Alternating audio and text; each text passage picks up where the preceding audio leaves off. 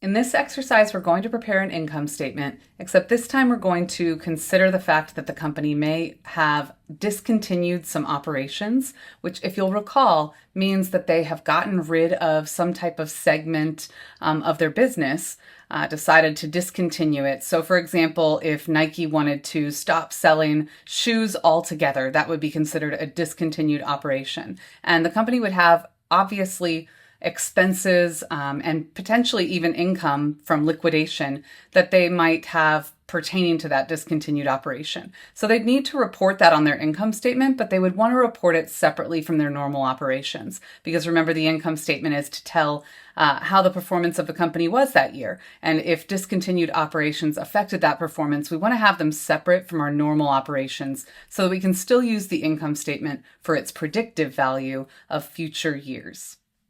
Let's take a look.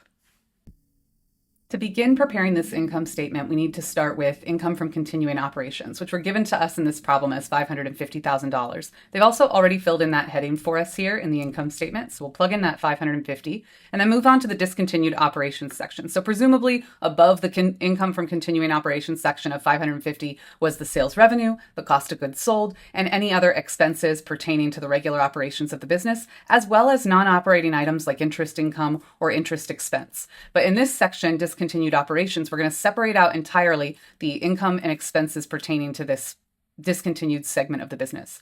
So the first thing that they tell us is that there's a loss on the operations of the discontinued component. So I'm going to start with looking for the word loss from operations, and I'll plug that in as a negative $520,000.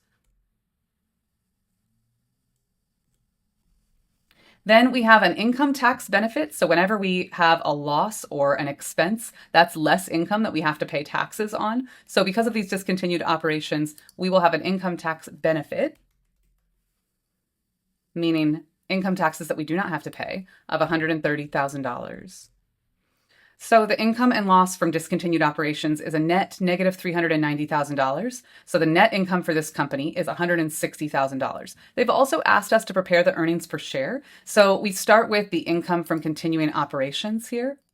And all we do is simply divide by the number of shares outstanding, which they gave us that information as 100,000 shares of common stock outstanding.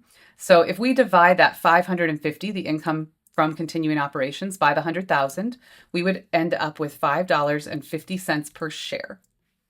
And then they also would ask us to report, GAAP would ask us to report EPS, earnings per share, for any of the subtotaled items. So here we would have the loss from discontinued operations of 390 divided by those 100,000 shares as well. So every shareholder is going to have absorbed $3.90 of the loss from discontinued operations. And then finally, they automatically filled in for us the earnings per share for just the total line item of net income, $160,000 at $1.60.